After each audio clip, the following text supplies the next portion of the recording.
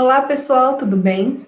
Meu nome é Winnie Wolters, eu sou professora de produção de texto e hoje nós estamos aqui para falar sobre divulgação científica. Lembrando que essa aula é dirigida às práticas curriculares, que fazem parte da disciplina de língua portuguesa voltada para a área de biologia. Para vocês entenderem, então, por que nós estamos falando sobre a divulgação científica, é interessante a gente entender todas essas perguntas, né?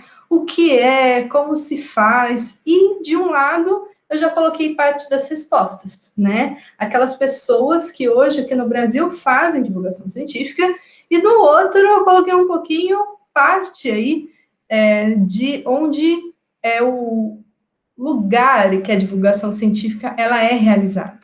Então, basicamente, a divulgação científica ela é uma atividade de divulgação, compartilhamento do conhecimento científico numa linguagem mais próxima da linguagem comum, de forma a divulgar para o público em geral as informações científicas, os conhecimentos da ciência. E a diferença da formação propiciada pela divulgação científica daquela propiciada pela escola é que a gente não tem a intenção de formar especialistas ou de aprender sistematicamente com a divulgação científica. Eu acho que todo mundo aqui já deve ter tido a oportunidade de ver quando criança aqueles episódios de como se faz, em que uma menininha ia lá e via uma fábrica, ou como que a água da chuva caía em gotas, né? Então, aquilo mostrava para a criança, de forma bem simples, parte de um processo da evaporação.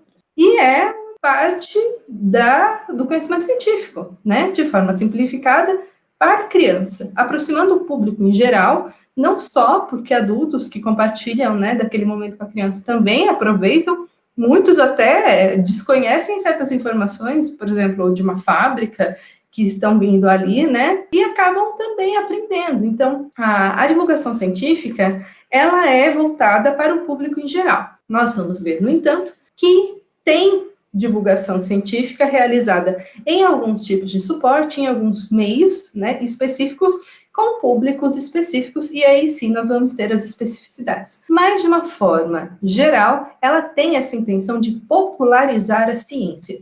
E isso é algo fundamental hoje em dia, no momento em que nós estamos vivendo um grande descrédito com a ciência, né? As pessoas andam cada vez mais desconfiadas dos métodos científicos, da academia, e nós precisamos fortalecer. É uma das ações, é um dos deveres da academia fazer isso também. A divulgação científica, em quais lugares ela ocorre? Como ela não é uma forma de educação oficial, ela ocorre em vários meios, vários lugares.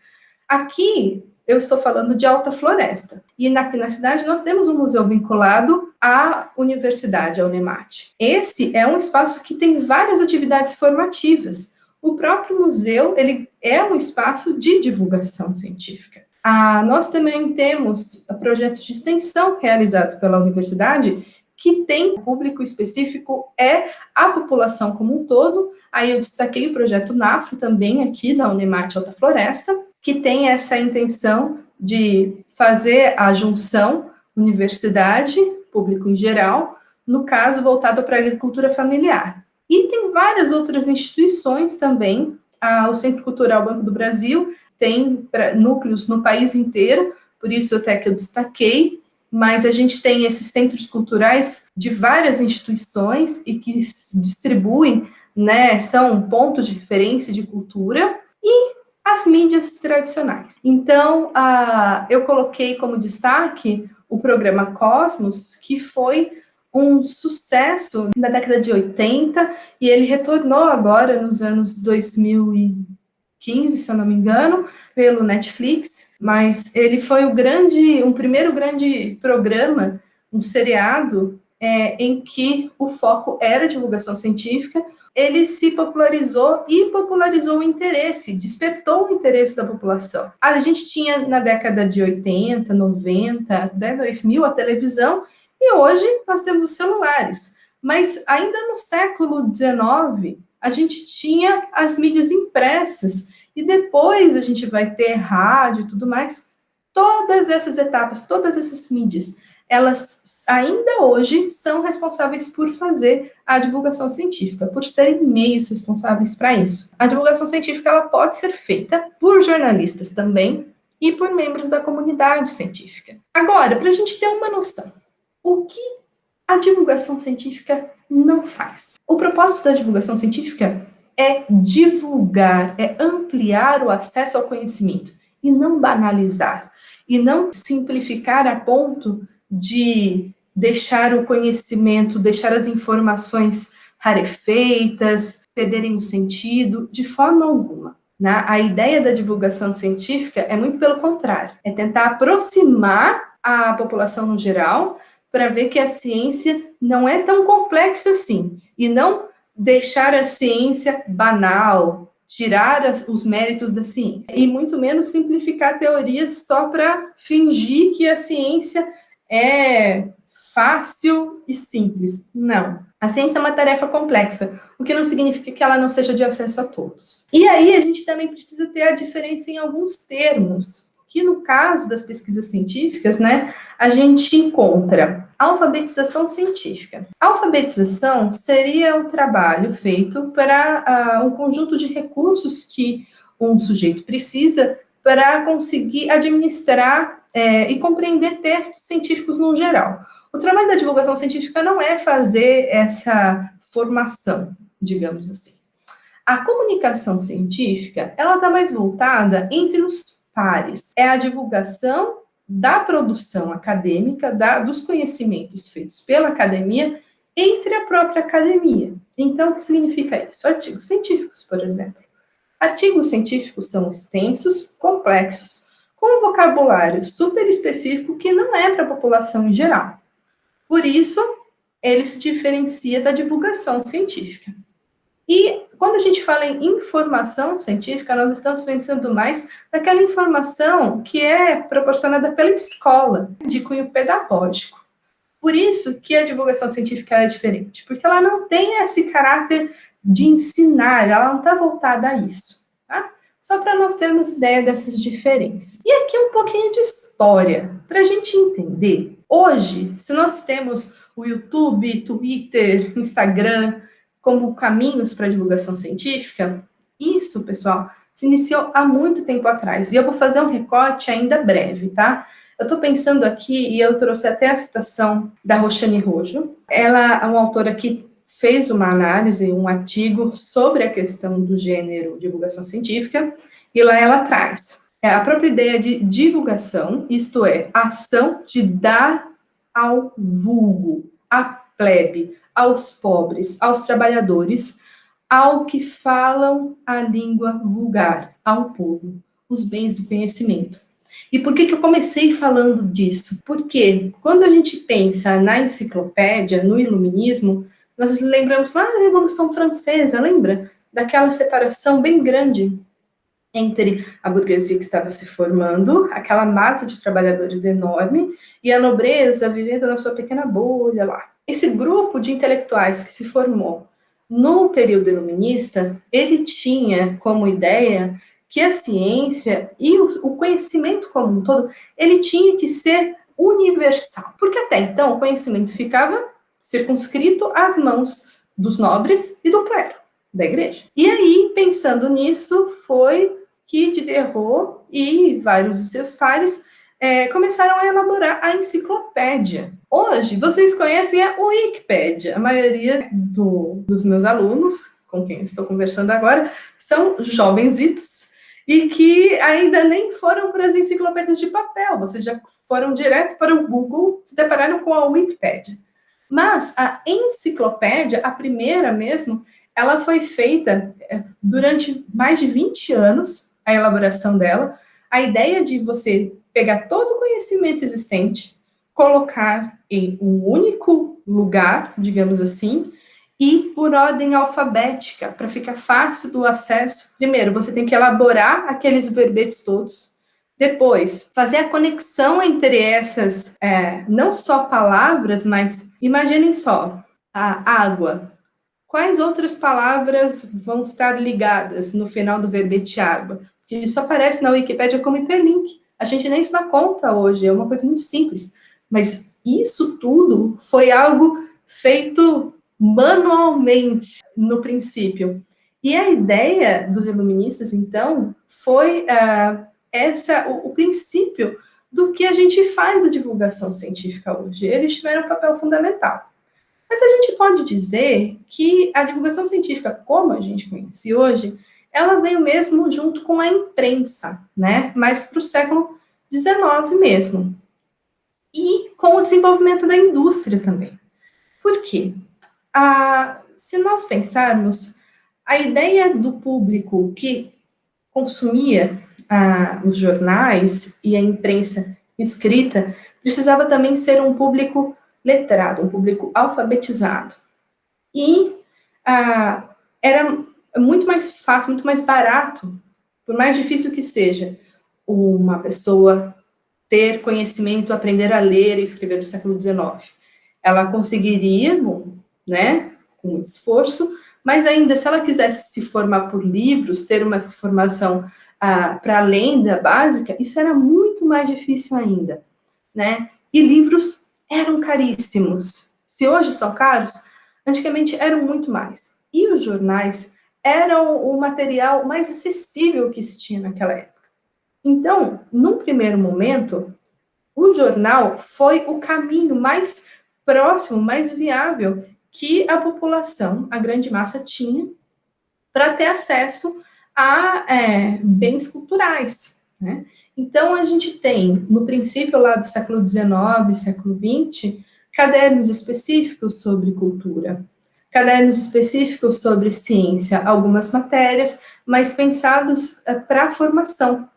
Tem até um comentário de um jornalista de um livro do Peter Berg e Asa Brinks, A História Social da Mídia. E ele traz um comentário de um jornalista sobre a importância do jornal. Ele diz que o jornal, no caso, formou mais do que muitos ministros da educação conseguiu formar. E isso é muito pesado, sobretudo se a gente pensar numa Inglaterra que só viu o início da educação formal, obrigatória, né? No final do século XIX, começo do século XX, 1898, caso eu não esteja enganado. Então, os jornais, eles tinham uma função muito importante para a divulgação científica. E com o século XX também, a gente teve o advento do rádio. E com o rádio, a gente tem um outro público que atinge a divulgação científica, que é o público não letrado. E isso, no caso do Brasil, principalmente, que a gente tem um número de analfabetos ainda hoje grande, mas até a década de 50, o número de analfabetos do país era muito grande. O rádio ele teve uma função fundamental de informação, principalmente para aquelas populações que estavam longe das capitais e que, no caso do Brasil, um país de dimensões continentais como o nosso, né, isso era muito comum. E então, para vocês terem ideia, hoje se fala muito mal da imprensa, mas ela ainda hoje tem sim um papel muito importante na vida das pessoas e que não pode ser desprezado, muito pelo contrário. Nós, enquanto academia e também enquanto professores na rede básica, né, pensando aí nas práticas curriculares, nós devemos usar a imprensa, trazer a imprensa como a ferramenta para a sala de aula, tá? Pensando que ela é uma ponte que está muito mais próxima dos nossos alunos. Aqui, então, eu trouxe para vocês algumas das figuras históricas que foram muito importantes para a divulgação científica, tá? Então, eu quis começar com um brasileiro, que é o Roquete Pinto, que ele foi uma figura extraordinária. Primeiro que eu coloquei aqui que ele foi médico, etnólogo, professor, mas ele foi várias outras coisas. Ele fez parte da comitiva que foi para os rincões do Brasil, né? Foi junto com o Marechal Rondon, fez toda uma pesquisa com os índios, depois ele foi o precursor na questão da radiodifusão do Brasil, foi um incentivador muito forte, e ele também atuou como diretor do museu associado à Universidade Federal do Rio de Janeiro. Estando nesse espaço, que, como a gente já viu, os museus são espaços de divulgação científica, ele conseguiu coletar a maior quantidade de filmes científicos até então recolhida no Brasil. Então, para vocês verem a complexidade do trabalho que o Rupert Pinto fez, tanto na parte científica de pesquisa, como na parte de coleta e divulgação, tá? O trabalho dele é um trabalho que merece muita pesquisa e muita divulgação. E aí eu trouxe outras duas figuras que ficaram mais conhecidas mundialmente. O primeiro, Carl Sagan, como eu falei para vocês, naquele seriado Cosmos, eu mostrarei para vocês uma imagem da última temporada, que foi aquela publicada até pela Netflix. Mas o Carl Sagan, ele publicou um livro que se tornou seriado, muito famoso, por divulgar essas questões de astronomia, assim como também o Stephen Hawking, que infelizmente faleceu há pouco tempo. Ele tinha aquela doença esclerose lateral amiotrófica. Ele também trabalhou nessa questão da astronomia, mais voltado à física e física quântica, que é um assunto super específico. E esse livro, né, O Universo numa Casca de Nós, ele ainda hoje é um best-seller. Então, como transformar um assunto tão complicado em algo tão plural, que cativou tantas pessoas e ainda hoje atrai? E aqui, quem faz pesquisa hoje, quem faz divulgação científica hoje. E eu trouxe 3 figuras que eu acredito que são bem conhecidas de vocês. A primeira, eu acho que é a mais conhecida, que é o Drauzio Varela. Ele é um médico e escritor.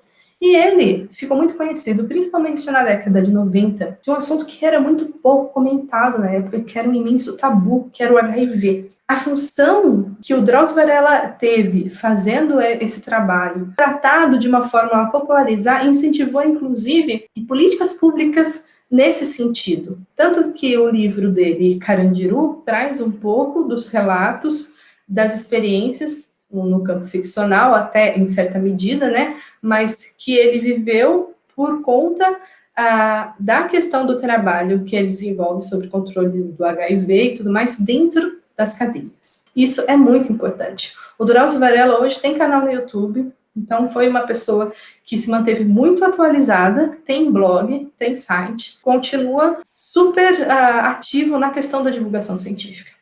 Os outros 2 profissionais que eu trouxe aqui são biólogos. A primeira, a Natália Pasternak, ela foi responsável por um dos grandes encontros de divulgação científica, né, de promoção da divulgação científica no Brasil. Ela tem um blog que trata disso, fundadora de um instituto para divulgação científica, e além de fazer textos para jornais, blogs e tudo mais. E o Átila Yamarino, que por conta da Covid, ele se tornou uma referência. Ele fazia lives semanais, foi um dos convidados no programa de entrevistas Roda Viva, inclusive foi um recorde de audiência, marcando muito pela forma mais didática, mais simples, e fazendo um trabalho de informar a população que estava completamente perdida, porque nós não tínhamos informações. O que saía em artigos científicos precisava ser traduzido para a população. E o Átila fazia isso porque ele é um pesquisador da área, ele tem essa formação, e ele conseguia, né, ele já tem um trabalho de divulgação científica anterior, com um canal no YouTube, que não era tão específico quanto é hoje o canal, o Átila Yamarino, mas isso tudo propiciou que ele fosse um dos grandes canais para informações seguras sobre o que estava acontecendo no mundo e no Brasil em relação à Covid. 5 motivos pelos quais fazer divulgação científica. Então, primeiro, para melhorar a relação entre a sociedade e tecnologia. Hoje, nós temos muito essa ideia da fake news e das notícias falsas sendo divulgadas pelo WhatsApp, várias outras redes sociais, mas sobretudo porque as pessoas não têm um canal em que elas possam obter informação de forma 100% segura. Digamos que nenhum de nós, quando pegar um livro na mão, sente que aquele livro pode estar trazendo alguma mentira. Porém, quando a gente pega um WhatsApp, essa segurança, ela não é a mesma, tá? Então, esse é um primeiro ponto para a gente pensar. E quando nós, no meio acadêmico, atuamos como divulgadores científicos, dentro das redes sociais, nós criamos espaços seguros de informação para pessoas leigas conseguirem se manter bem informadas dentro das redes sociais. E isso ajuda também a conseguir perceber qual tipo de informação é uma informação verdadeira ou não, tá? E isso é muito importante. Esse tipo de letramento científico é algo que a gente precisa realizar. Segundo ponto, porque consumir informação também é entretenimento. É óbvio que todo mundo quer se manter informado, mas também quer se divertir. A ciência, ela não é chata. Os conhecimentos científicos, eles podem e devem ser colocados de forma interessante para a população. E isso precisa ficar claro, para democratizar o conhecimento. Esse terceiro ponto, eu gostaria de até abrir um parênteses. Naquele livro que eu falei para vocês sobre a história social das mídias, conta um caso muito interessante em relação ao Japão. A rádio no Japão, ela tinha muito controle do Estado, o imperador e o Estado como um todo incentivavam muito que se tocasse hino nacional, que se valorizasse o Estado, enfim. Porém, quando acabou a guerra, o imperador foi à rádio fazer um pronunciamento. A maior parte da população que ouviu o pronunciamento não entendeu o que o imperador falou. E por quê? Porque o vocabulário, a forma de falar do imperador era tão complexa, tão distinta da população no geral, que eles não entenderam. E não é porque ele falou errado. Não.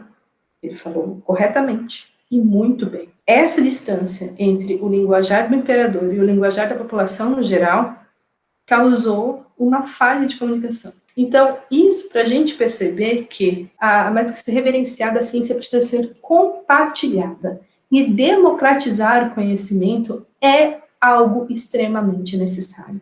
Quarto ponto, para alcançar um público que o ensino regular não atinge. Isso também é muito legal. Tem algumas pessoas que, infelizmente, não vão conseguir chegar até a escola. Porém, hoje, principalmente com celular, redes sociais, esse conhecimento pode chegar até elas. Começar a praticar ações de divulgação científica, por mais pontuais que sejam, podem estar fazendo um caminho, né, da universidade para a população em geral, com muita mais força do que a gente imagina. E, por último, para evitar a desinformação, que é um ponto já colocado. Vamos fazer um pequeno parênteses. Vocês devem ter reparado que esses slides estão bem diferentes dos demais que eu costumo utilizar. Vocês pensaram o porquê? Eles lembraram você alguma coisa? Tá? Lembraram? Então, aguarda aí que eu vou voltar a fazer essa pergunta. Mas, basicamente, a divulgação científica, a gente está falando sobre ela pensando na questão da escola. Primeiro, eu trouxe aqui um trechinho da Base Nacional Comum Curricular.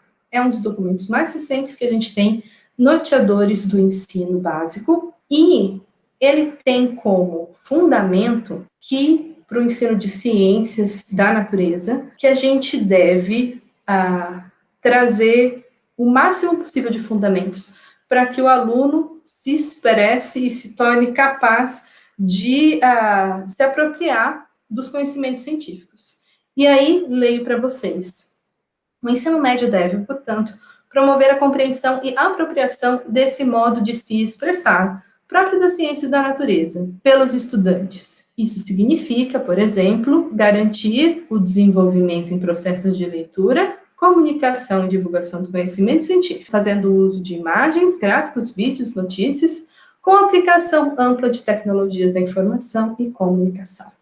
Percebam aqui, essa forma de se apropriar dos conhecimentos científicos e o envolvimento com a leitura de imagens, gráficos, vídeos, notícias, isso tudo envolve não só um conhecimento que tem a ver com texto, com palavras, e aí vão pensar em texto como algo maior. Por isso que eu falei dos slides. Estão vendo esse asteriscozinho aqui do lado? Textos multissemióticos, tá? Quando a gente pensa em texto, não é só uma sequência de palavras e frases, para quem lembra dos vídeos da semana passada. Textos multissemióticos são compostos por vários tipos de signos diferentes. Então, a gente tem os signos verbais e não verbais. Os signos verbais, as palavras, e os não verbais, as imagens, sons. No caso da aula de hoje, por que eu escolhi usar esses elementos todos nos slides? Justamente para ter um diálogo com os quadrinhos, com a linguagem dos super-heróis e a divulgação científica. Essa forma de transmitir a informação, de passar a imagem da divulgação científica como algo surpreendente, legal, extraordinário, e de quem faz como um super-herói, isso tudo, pessoal, é uma mensagem que eu passei apenas por meio das imagens. Até então, eu não havia falado nada, só havia mostrado visualmente. E essa é uma habilidade que a gente precisa trabalhar cada vez mais quando pensamos nos textos usados nas escolas. Tá? Para vocês terem um pouco mais de ideia sobre o que eu estou falando com textos multissemióticos, eu trouxe uns pedacinhos do vídeo O que seu DNA diz sobre você, do Átila Yamarino. O vídeo do Átila, praticamente, é a narração dele explicando uma situação. Nesse vídeo, ele estava falando para nós sobre a questão do DNA e dizendo que é mais complexo do que a gente aprendeu na escola a questão das interações que nós temos de ter um cabelo de uma cor ou os olhos de uma cor. Então, é mais complexo do que aquela relação das ervilhas do Mendelssohn que a gente estudou. Agora vejam como ele coloca isso. Ele não precisou falar das ervilhas amarelas e verdes. Ele colocou as ervilhas no bigode do Mendelssohn. Vejam a sutileza. Essa informação comunica de forma divertida, como a gente já falou, e retoma um conhecimento lá do ensino médio, que um aluno de educação do ensino médio tem, e que não necessariamente ele acha que ele vai usar em outro momento da vida. E ele está usando para entender um vídeo no YouTube. E aqui, percebam, ele inicia com elementos muito básicos. Quais elementos uma criança vai herdar? E aí vai a cor dos olhos, a orelha. Aqui, ele está falando de como descobriram qual pedacinho do DNA tinha relação com uma característica física. Aqui eu coloquei esse momento do vídeo que eles estão explodindo. E tem essa mosca da fruta aqui, que foi o animal em que eles testaram, né, essa questão do DNA. Percebam, é um vídeo narrado. Essas imagens acompanham a narração, mas elas complementam e muito visualmente. Elas são praticamente um texto à parte. Só não são à parte porque os dois juntos produzem um vídeo que é muito chamativo, interessante, cativante e, no final das contas, faz a função que é divulgar a ciência. Agora, eu preciso falar com vocês sobre a questão do texto de divulgação científica, o texto escrito, tá? Pensando na questão dos textos publicados em jornais, sites, revistas ou livros. Esse discurso, a gente diz, né, que ele tende a ser um discurso próximo do jornal, objetivo, que tende a ser um discurso neutro, mas ele é um discurso mais próximo do coloquial, dessa fala nossa do dia a dia. O objetivo também de qualquer texto de divulgação científica é ampliar o acesso do público comum à ciência. O público-alvo de qualquer texto, seja um vídeo, seja uma postagem no Instagram, ele vai variar muito. E para qualquer texto produzido, é necessário que você tenha em mente qual é o público a quem ele se dirige. Por quê? Se você vai escrever um texto de divulgação científica para crianças e adolescentes, não só o assunto, como o vocabulário e a distribuição do texto vai ser uma. Completamente diferente da que será para um adulto. Lembra que lá no começo da aula eu falei daqueles videozinhos rápidos explicando de onde vem a gota da chuva, que a gente via lá na TV Cultura quando era pequeno? Então, aquele texto tinha um público bem específico, crianças, até uns 6, 7 anos. Agora, como que esse assunto vai aparecer para um adulto de 30? Não vai aparecer da mesma forma. Então, a gente pode ter, mas de forma muito mais complexa, trazendo outros pontos, outro vocabulário, outros elementos visuais. E a questão da linguagem. Todo texto de divulgação científica, para ele conseguir aproximar do leitor e apresentar para ele essas informações complexas, ele precisa ser um pouco autoexplicativo. Então, a gente chama essa característica, né, de quando a língua explica a si mesma, de metalinguagem. Então, ele vai ser um texto metalinguístico. Vai usar metáforas, vai usar comparações. Vocês se lembram da imagem anterior? A gente tinha isso de forma com signos não verbais, mas no texto escrito, a gente vai ter comparações, metáforas da mesma forma. E um padrão lexical. Pessoal, aqui a gente tem, como no texto científico, também um predomínio por terceira pessoa e o uso, né, muito recorrente das descrições. Porém, isso é uma estrutura que a gente chama de geral. Nada impede que algum autor não seja mais específico em um ponto do que em outro. E isso nós vamos ver no texto a seguir. Eu trouxe como exemplo para vocês um texto publicado no início desse ano de um pesquisador também biólogo, Fernando Reinach, intitulado Como Patinamos no Gelo. Aqui eu trouxe esse ponto especificamente, eu coloquei em destaque, porque ele usa a primeira pessoa. Ele coloca indagações. E isso é um recurso que ele optou. Desqualifica o texto dele? Não. Porém, não é um recurso usual, não é um recurso comum. Vamos ler um pouquinho? Bobeou, caiu. Esse é o relato de qualquer pessoa que tenta patinar no gelo pela primeira vez. E a razão é o baixíssimo atrito entre a lâmina e o metal do patinho e o gelo. O que eu não sabia, olhem o eu aí, é que os físicos ainda não conseguem explicar o porquê desse baixo atrito. O último grande progresso na busca de uma explicação para esse fenômeno foi feito por Michael Faraday. E aqui a gente tem fenômenos científicos. Aqui tem o discurso científico? Tem. No próximo slide vai ter um trechinho com mais discurso científico ainda.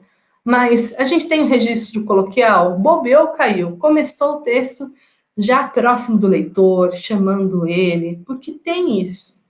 Agora, aqui tá bem clarinho em marca d'água, mas eu quis deixar porque esse texto foi publicado dia 11 de janeiro de 2020. No Brasil estava fazendo um calor imenso, porém era inverno no hemisfério norte. E muitos dos leitores, e aqui a gente já pode passar, muitos dos leitores desse jornal são homens e das classes A e B. Vou até voltar aqui. Isso, das classes A e B. O que isso significa, pessoal? Que muitos deles passam férias no hemisfério norte. Muitos patinam no gelo e muitos ou já patinaram, vão patinar. Esse texto provavelmente pode ser do interesse de alguém, do público-alvo desse jornal. Para vocês terem ideia como falar de gelo em janeiro pode ser completamente desinteressante para um adolescente que está trancado em casa, porém pode ser muito interessante para um adulto que daqui 15 dias vai passar férias nos Estados Unidos. Percebem? Aqui a gente tem um aprofundamentozinho, né? Para ver como que o texto vai se desenvolvendo. Desde então, duas questões têm preocupado gerações de físicos. Qual fenômeno faz o gelo derreter sob os patins? E como a água, que é um péssimo lubrificante, diminuiu o atrito entre o patinho e o gelo. Aqui a gente tem os conhecimentos científicos e aqui a gente tem duas indagações que são basicamente jornalísticas, né? Que é o que move qualquer jornalista, a uma pergunta, uma investigação. E percebam, ele faz isso de maneira muito fluida, muito tranquila.